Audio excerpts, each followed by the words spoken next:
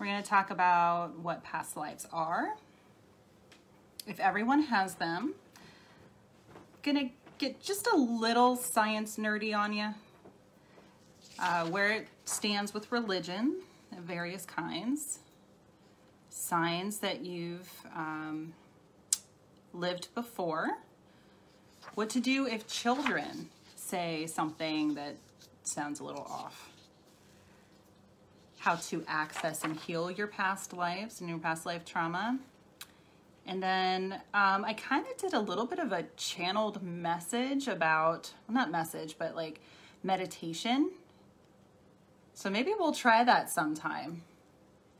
Maybe we'll do a special live where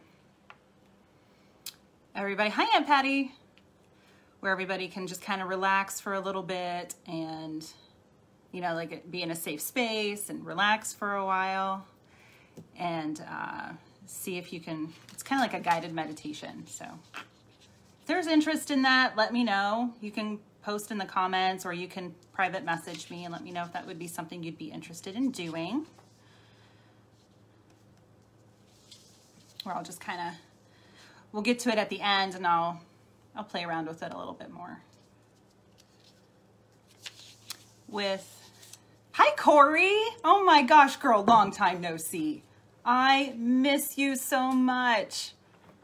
I hope you and the girls are doing well. We need to chat. Oh, I miss your face.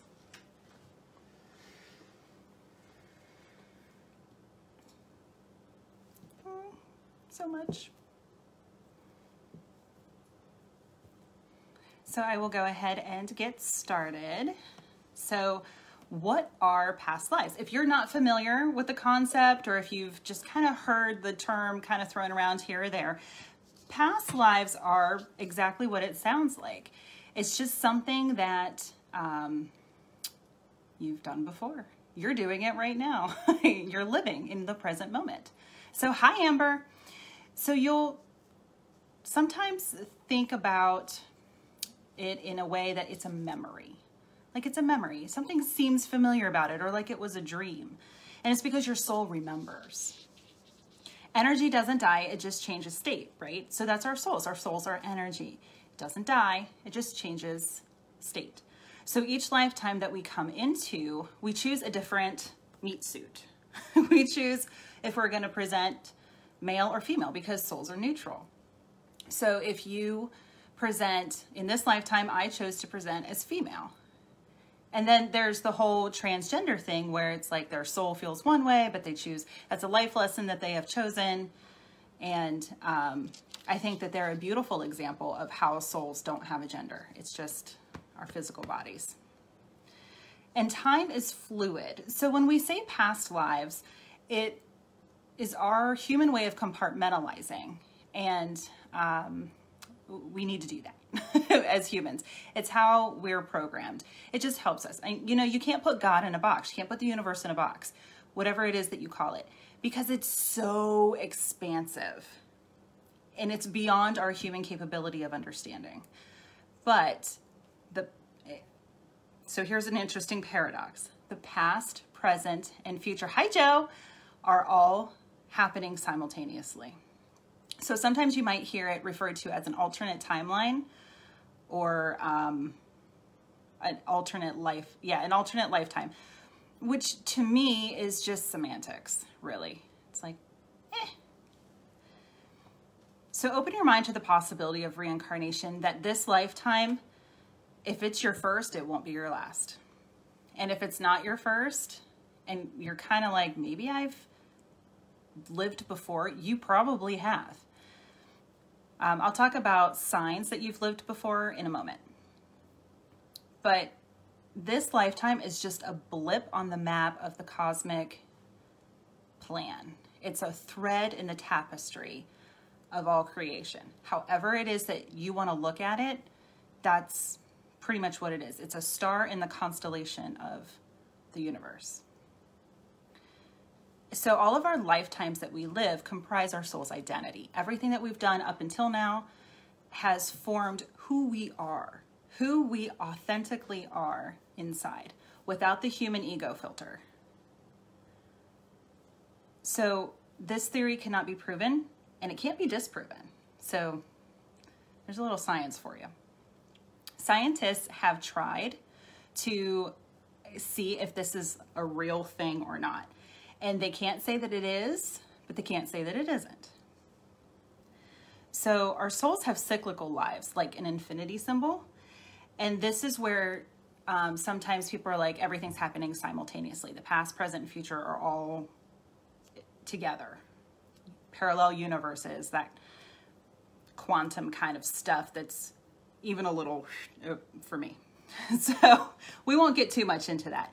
But there's no limit to the amount of lives that you can live. It just depends on what your soul wants to learn and if you accomplish those lessons. So if you sign up, if you're in the Akashic Records and you're sitting with your spirit guides and you're like, all right, this is what I want to do. These are the lessons I want to learn in this particular lifetime as I incarnate. And you go to Earth and you do your thing. And say you learned 3 of the 4 lessons. The 4th one just kind of like got pushed under the rug, or you chose not to go that route, whatever it is for you. Then you go back, as you go back to source, and you review, you do your life review, and you see if you've passed those lessons or not, kind of passed the test.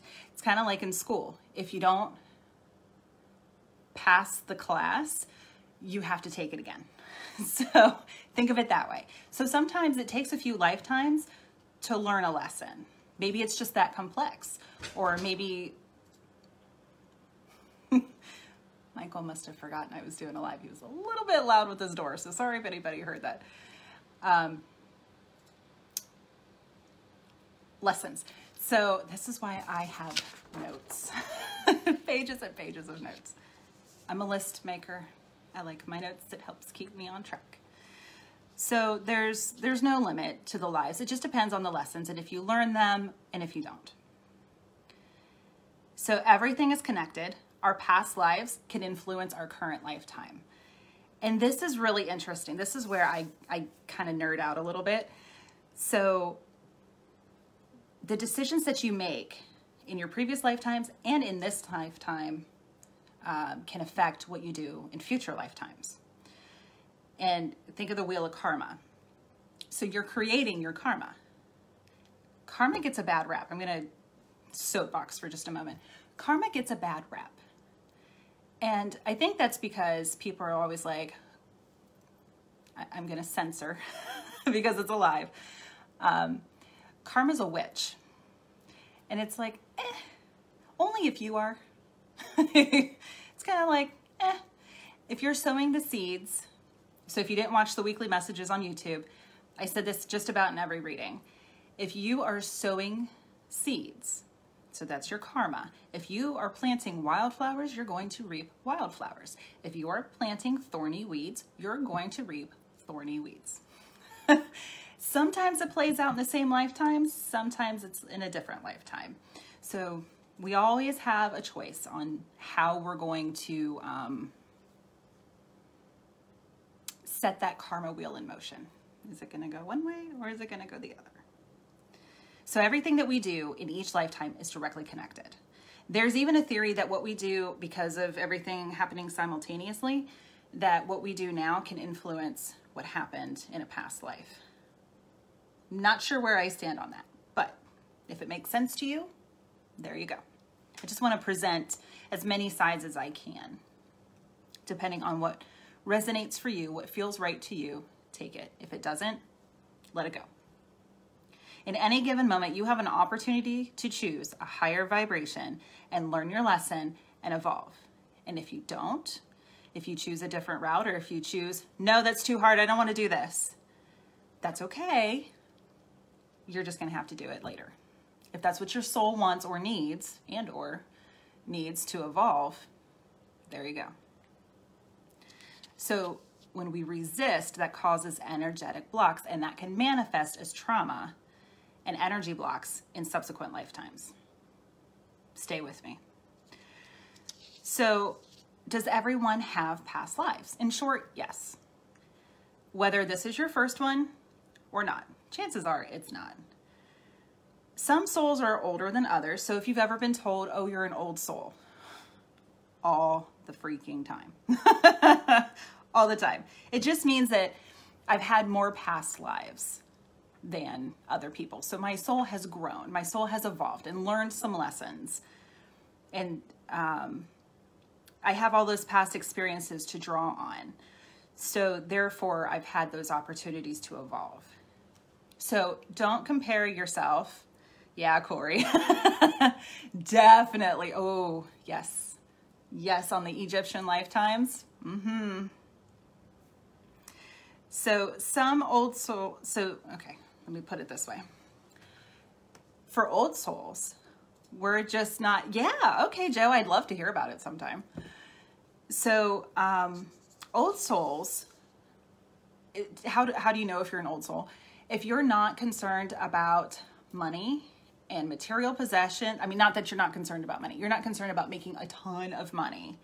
And like, that's not your main focus in life. Obviously, money is the energy that makes the world go around right now, and that's fine.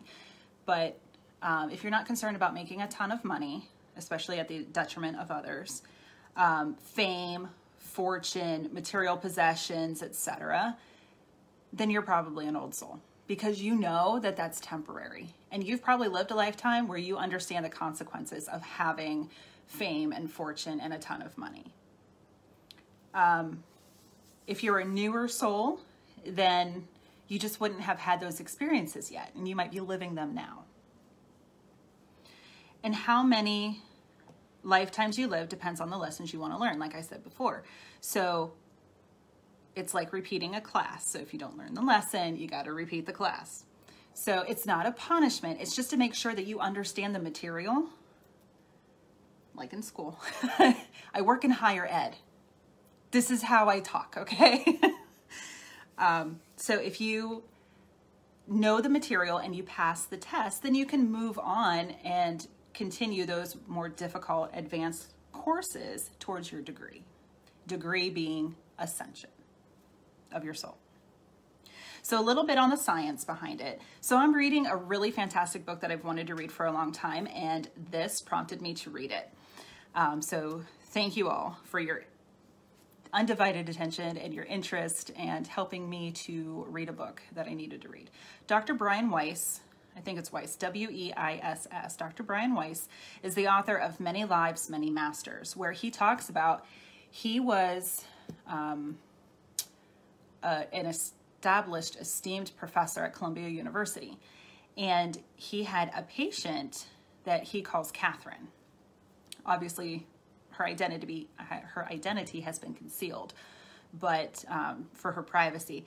But in the book, even at the beginning, he kind of sets the stage. So he's a psychologist by trade. And he illustrates the scientific method behind the psychological study of past lives.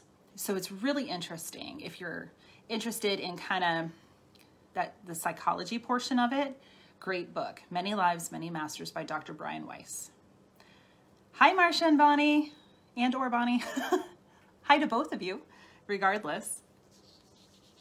So the scientific experiments were replicated. Like any good scientific experiment, you can replicate it, right? So it showed that people can consistently and vividly recall their past lives in extreme detail, down to year, what they're wearing, what their names are, historic events that might have happened. And then in that past life recall, they've been able to heal their trauma.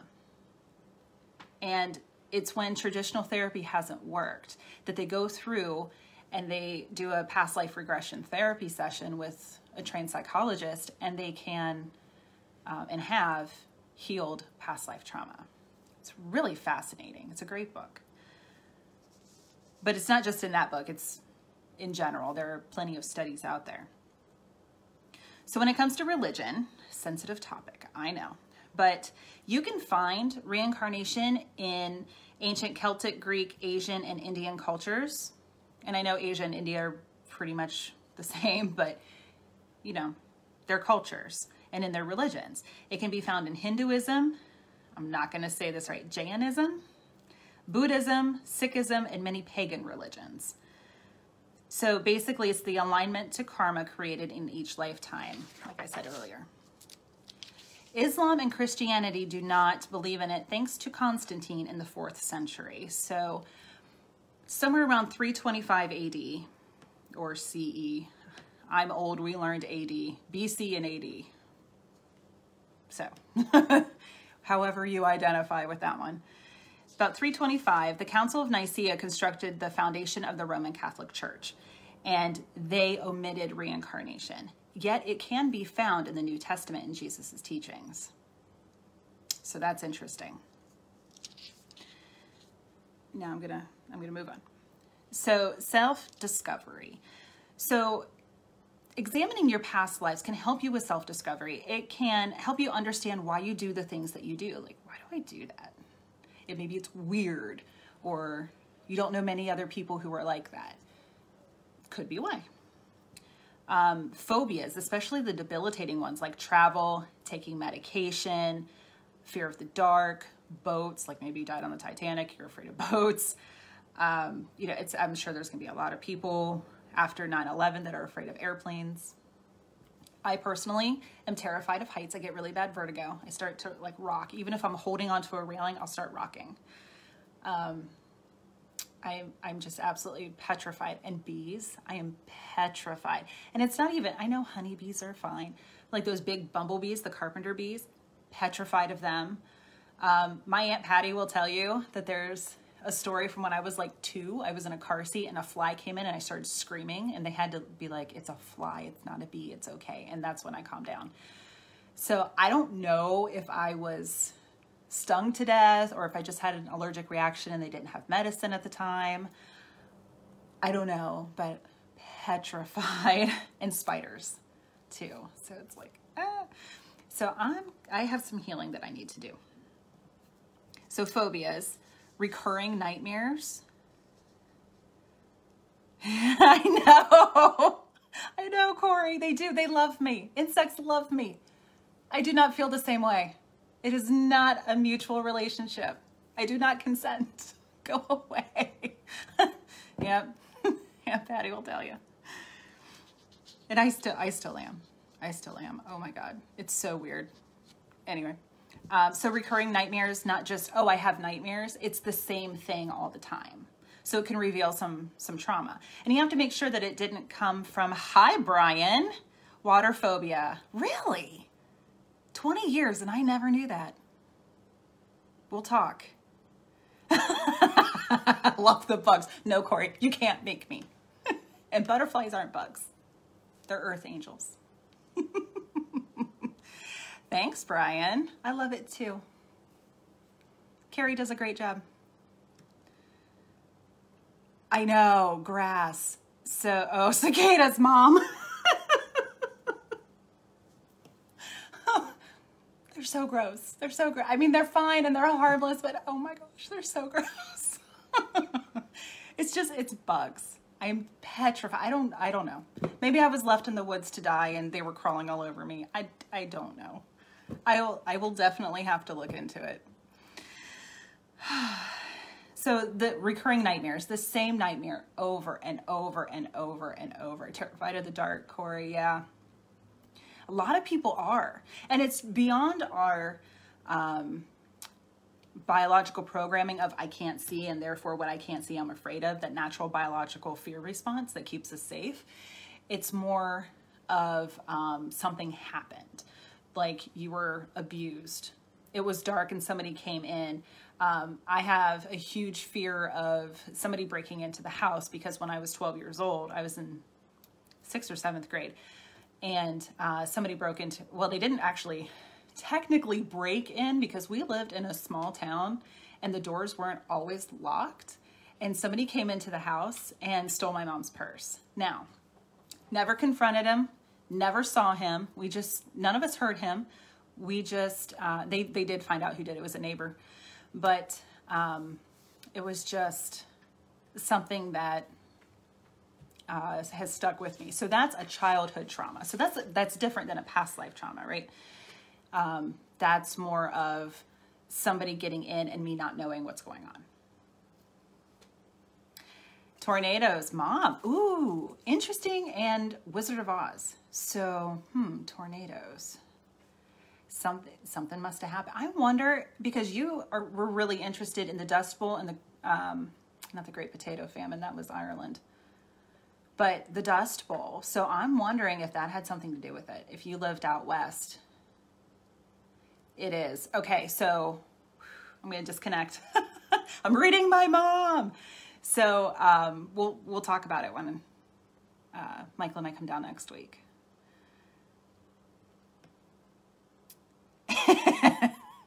Brian. So there's a lot of common things. So you just have to differentiate. And that's one of the things that past life regression with the psychologist is they take you back while you're in your subconscious and they help you to understand if that's something from your childhood or if it goes deeper. Oh, hi, Holly, my beautiful cousin. Tornadoes for you too. I wonder if you and Mom were together in a past life in a tornado. Something happened. That would be interesting to find out. Elevators. Me too, Aunt Patty. Oh my gosh. Okay, so here's my recurring nightmare, that an elevator crashes. Or at least, no, it's never crashed. It's always fallen or it goes sideways and I'm like topsy-turvy, like floating around in it, getting spun around. Recurring nightmare. I think so, Mom. That's very common. So Holly's my cousin and Peg's my mom. So it's very common for people who are related lifetime after lifetime in some way. So it could have been that my mom was Holly's mom, or Holly was her mom, or they were sisters or something. They could have been neighbors. It's very common that we travel.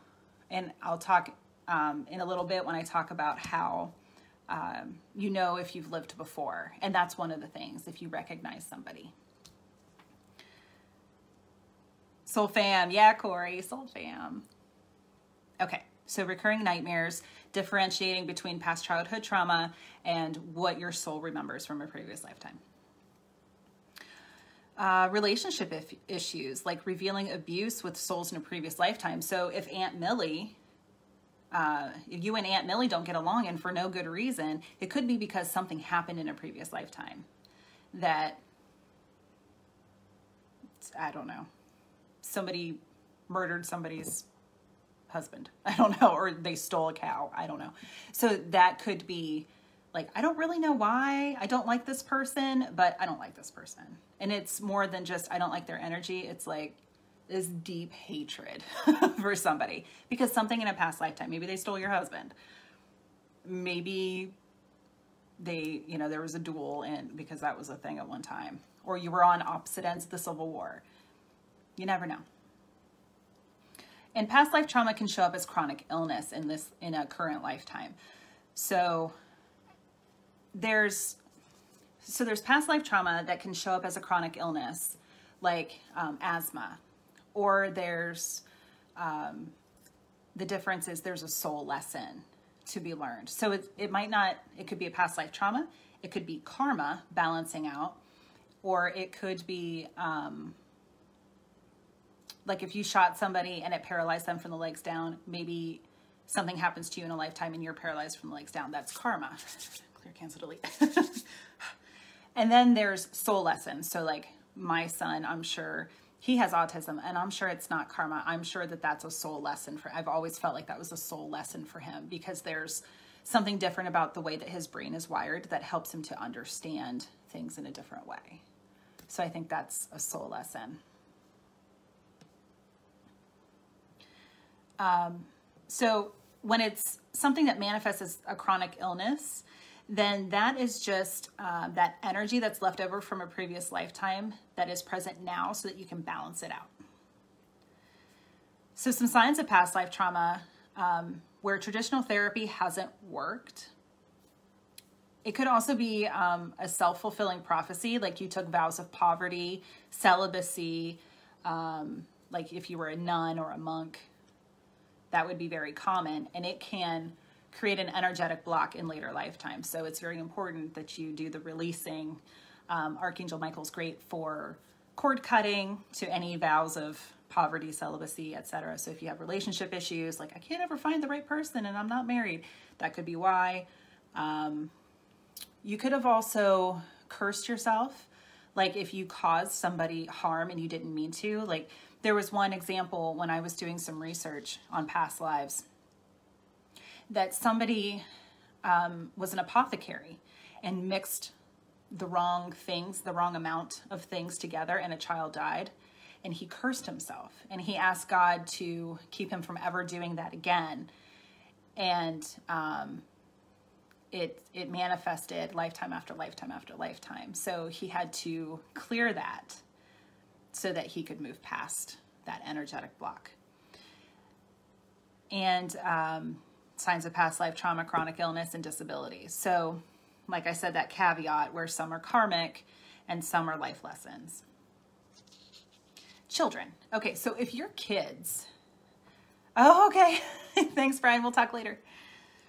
So signs that your children, they have magnificent imaginations, right? They live in a fantasy world until they're, older, probably in their teenage years.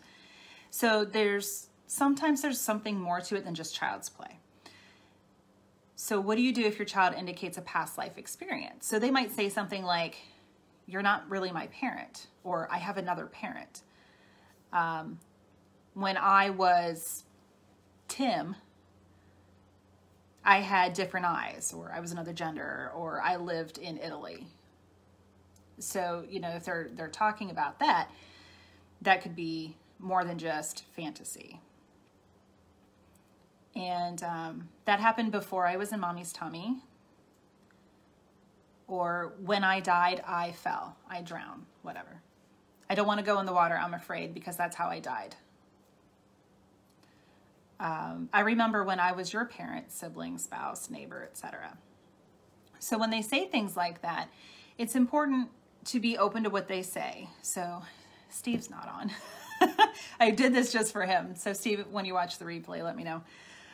So don't poo-poo it. Let them feel through it. Ask open-ended questions more than pointed ones. Don't just dismiss them like, okay, even if you're freaked out because you're not quite sure what to do with that. Say, tell me more. Tell me more about Tim. Tell me more about Italy. Tell me more about what happened when you drowned. And it can be scary for them. So reassure them that they are safe in this lifetime. Like, you're safe. You're safe now. It's okay. Nothing can happen to you. We're not anywhere near water or whatever it is. You can also contact a trusted professional because it doesn't necessarily indicate a mental illness. So make sure you do some research about a good psychotherapist that can help. Maybe one that specializes, has a little woo-woo to them and specializes in past lives. And make sure that they're not afraid to share, because don't make them feel like they're weird or different. And don't let the professional make them feel like they're weird or different or crazy, because that'll just create a whole other slew of issues. Okay, so signs that you have lived before, kind of bridging on what children might say. So you have recurring dreams. So this, yes, the recurring nightmares is the trauma part, but recurring dreams, especially of certain places. My dreams they always take place in this town that I create in my mind. Maybe you didn't create it in your mind. Maybe it existed.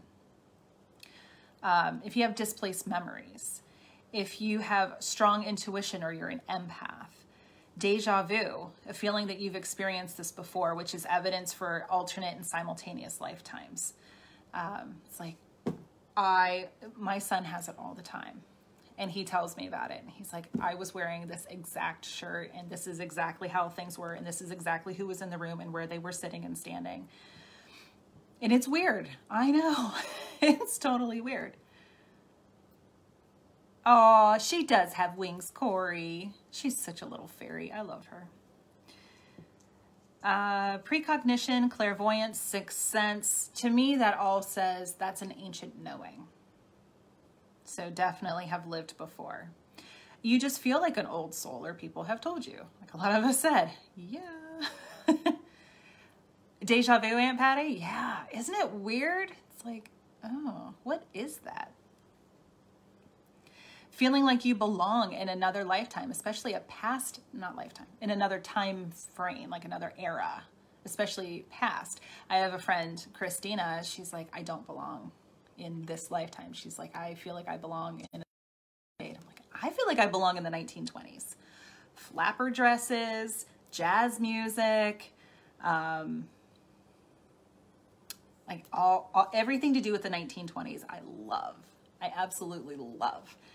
So, what year was it? 2015? I'm looking at my wife.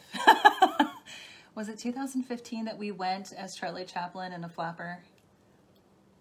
Yeah, because we weren't married yet. We got married in 16. Yeah. So it was, I love that picture of us too. It's so cute. It's awesome. It was so much fun. It was. It was so much fun. And it's so many compliments too. My wife makes a great drag king. I'm just saying. Yeah. She looked amazing as Charlie Chaplin. Maybe you were Charlie Chaplin. I don't know. So, not everybody was, it's like, oh yeah, 13 people have claimed that they were Cleopatra in a previous lifetime. Not necessarily. I don't even know if she's reincarnated. I'm sure she has in some way, but it doesn't mean that you weren't substantial in some other way. So maybe you were part of her court, or maybe you were queen in another time. A lot of people have told me that I have a very regal energy about me. I'm like, I know. I know I was a queen. I know. Just my crown.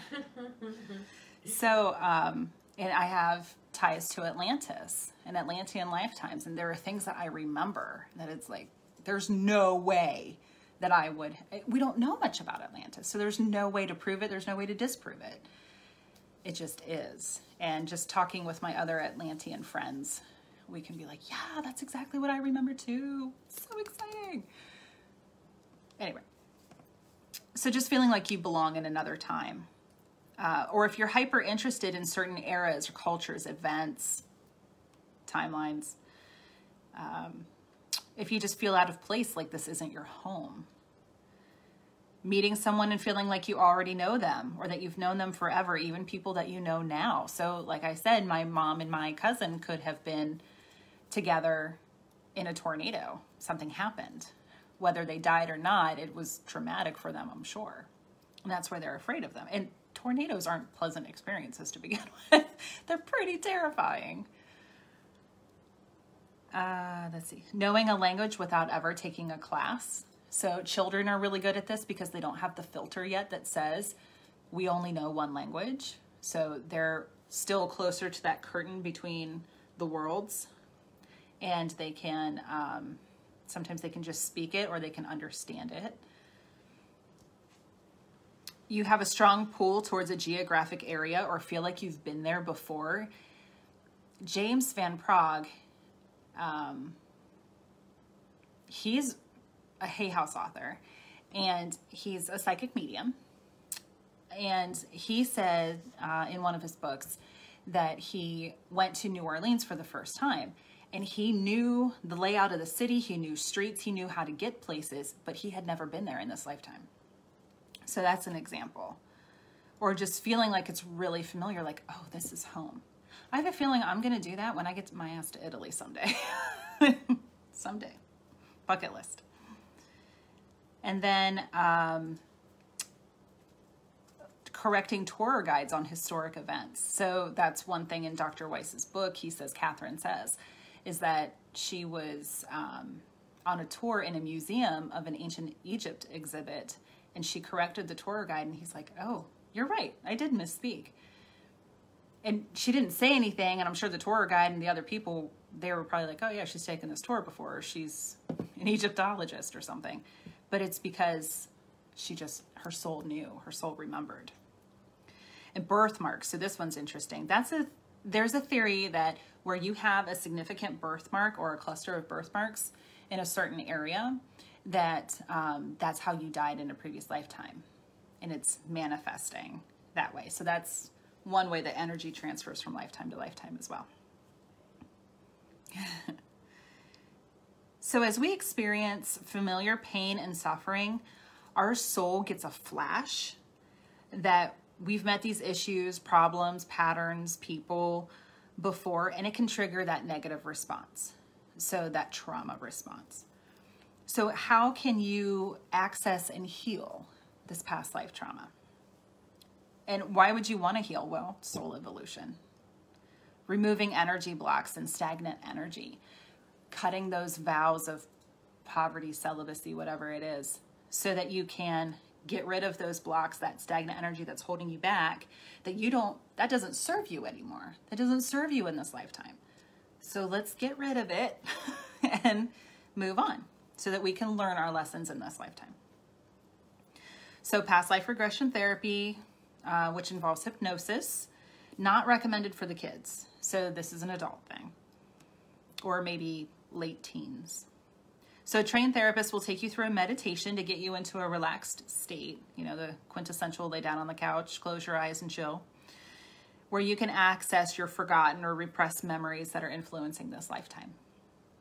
Akashic record reading. So anybody can access the Akashic records. And I've talked about them before, but if you're not familiar, they are basically, it's the library of every life ever lived. Yours, mine, everybody's. Any life that's ever been lived is in the Akashic records. So with, for the highest and greatest good, with unconditional love, with pure intentions, you can access the Akashic records and you can kind of check in and see what might be going on in your history book. And if you're not able to get in, or if you're kind of new to it all, you can go to a psychic or a medium and they can do a reading with you. You can do some energy healing work that will remove past life blocks that might carry those lower vibrations and that stuck energy that are inhibiting your soul's evolution in this lifetime. So Reiki, those of us that practice Reiki, and chakras, working around those and figuring out what's going on. You can do it in dream state. So you can just set the intention before you go to bed that you ask your highest and most loving spirit guide to take you through. Meditation. So I'm going to talk about a guided meditation that I started channeling. Pretty interesting. So if you want to try it on your own, a couple of things that you're going to want to do. So you should always prep your space. So make sure it's quiet, that there's no distractions, there's no one else around, there's no, like your cell phone's turned off, it's serene, it's comfortable, call in the angels for protection, white light, whatever it is that you do, make sure that you're protected energetically as well, and that your doors are locked. Then you're going to want to prep your body. So make sure that you're not hungry, but you're not overly full, that you're relaxed. So maybe take a bath or a shower beforehand. Use the bathroom, do what you need to do. Get into some comfortable clothing or not, whatever is your proclivity, and just be. Then relax your mind. So you can go through a guided relaxation or meditation, turn on white noise, beach sounds. My inner mermaid loves that. And then just know that everything can be taken care of after you're done with the exercise. Just, you know, the monkey mind's going to start going. Just gently push those thoughts aside and keep telling yourself, listen, not now. Not today, Satan. It's just not going to work. Anything can be taken care of when you're done. And then relax your body, get into a comfortable position, take a few deep breaths, close your eyes, and then feel like your body, every muscle is just relaxing like you're melted in butter. Just your body is a stick of butter and it's just melting into the bed, floor, chair, whatever it is for you. And then imagine that you're in your sacred temple. This is where I started channeling, so here we go.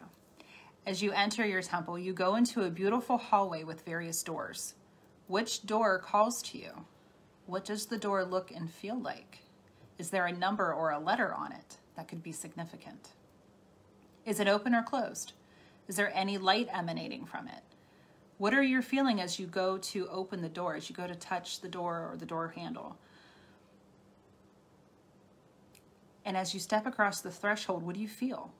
And now that you've entered that realm, that time, and that space, what do you see, smell, hear, feel? Do you recognize this place? Are there people that you know? What are you wearing? What's going on? So then as you go through everything, when you're done, slowly come back into the present moment and take time to get completely back into your body. Some people like to, tap, make sure that you're good and in your body before you try to stand up. Because this can be very heady and you might feel very lightheaded. So sit up slowly or stand up slowly, or just take a few minutes to look around the room, get your bearings, pet your cat, whatever it is that you're doing. He's currently sleeping, kind of. Oh, his ears twitched. He knows I'm talking about him. And then just be patient. So if you don't get anything at first, or if it seems weird or like you're making it up, you are using your imagination. You are imagining, you are imaging what's going on. So if you don't get anything at first, that's okay. You've just taken your first trepidatious step. Trepidatious. Did I conjugate that right? Anyway, towards self-discovery. And then you can record it if you feel like talking out loud. You can put the voice memo on your phone and just talk out loud, or afterwards you can speak, because sometimes it's like, oh, it's going to be fleeting. So if you're worried that you won't have time to write it down or type it out, then you can record it with your voice memo. Or you can journal. Don't try to open your eyes to journal or to type or anything like that while you're in the state, because it can pull you out. So just enjoy the experience while you're in it, and keep your eyes closed so you don't get pulled from the vision. And then you can also have someone write it down for you if you feel comfortable with that, so you can dictate it. And a therapist might do that as well. So if there's somebody that you trust to do that, have them help you. So there is my quick little, well, sort of quick little version of past lives. Does anyone have any questions, comments, thoughts? Do you guys want to do something where we do a guided meditation to tap into past lives sometime that you sign up for? Let me know. And if there's something that you don't feel comfortable saying in front of the group, please feel free to message me. I get that a lot, so that's totally fine. I understand. Thanks, Corey. So if there's something that you want to share, but you don't feel like putting it out there for the world to see, let me know how I can help you. That's what I do. It's my greatest joy. Great. Joe's in. I would love to hear your experiences, Joe. We'll have to connect sometime. It's just always fascinating to me to hear about people's experiences, how they feel like they've had a past life. It's just fascinating. I like when you tell me about when you remember something. Oh, if you didn't hear, my wife said that she likes when I tell her that I remember something. Even the one where you were a matador, where you died. And I was a senorita. I'm like, ah! Yeah, that wasn't fun. I didn't like that. She has, is it okay if I share just a snippet about your Civil War? So Brandy has, my wife, Brandy, she has shared with me how she went to Gettysburg and she was just like overpowered with thoughts of past life as a Union soldier, right? Yeah. Cord cutting. Of course, Corey. Absolutely. Cord cutting. Cord cutting with Corey. Cord cutting with Corey. I love it. Happy to. That's one of the things that that I haven't done for a while with other people, so that's interesting. I've always kind of been that person that brings in Archangel Michael to Reiki shares and helps people cut cords. There was one woman who, she had a drowning experience in a lake and she was terrified of it. And somebody else found it, but then I said, are you ready to release it? Let's cut the cord. And she did. And she was like in tears at the end. And she's like, oh my God, I feel such relief. And I've never talked to her again since, and it's been a couple of years, but I would be fascinated to know if she's not afraid anymore. If that healed a past life trauma for her. Not that I did anything. I just brought in the big guns and let them do their thing. She takes all credit for her soul work. But I would just be really interested to know if that healed for her. Cheers!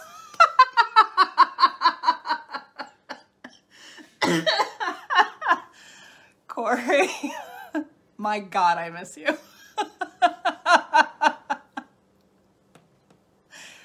Oh, sweetheart. That's a Reiki share. That's a soul tribe, soul inspirational thing. Yeah, absolutely. I love you. Oh, and you posted as me. That's funny. Rock and roll Reiki share was fun. That was fun. So if you guys are local, and I know Corona has everything shut down right now, but there are fabulous Reiki shares at Soul Inspirational Wellness in Wadsworth with Miss Tish Niedzwiecki. She's phenomenal. Love her to death. She's a soul tribe for sure. And we have a lot of fun, and that's where you can heal a lot. So, and if you're not, I highly recommend getting on Meetup or Googling something where you can, maybe Facebook, where you can find a Reiki share near you. And you'll know. If you feel welcome right away, you'll know it's safe to go back. Make sure that they're always in the light and the highest and greatest good. And if you feel comfortable, then you know you're in the right place. Thank you, everyone, so much for joining me tonight. I hope that this gave you some inspiration, some information. And if you would like any more information, I can certainly try to help you. And if you're interested in any of the past life stuff that I might be doing in the future, stay tuned. Make sure to like the page, and we'll keep you posted. So next week, oh, thank you, dear. So next week, I'm going to do a Facebook Live on messages that, the most common messages that Spirit wants us to know. Like, what do your loved ones always want to say to you? The most common things that I hear when I channel, when I give mediumship readings, and just what I know from my own experience. What do your loved ones want you to know? And you never know what might come through. You never know when somebody might have a message. So we might incorporate some mediumship readings if there are any willing participants on the earth plane and in spirit. So stay tuned for that. I think I'm going to do that Tuesday. So that'll be Tuesday the 11th, 7:30. Be sure to join. Oh, good. Namaste, Corey. Love you, dear. Oh, aw, thanks, Aunt Patty. She sees it. You're welcome, Mom. We'll call you soon. You're welcome, Joe. Awesome. All right, everyone. Have a fantastic night. Thank you so much for joining. Take care.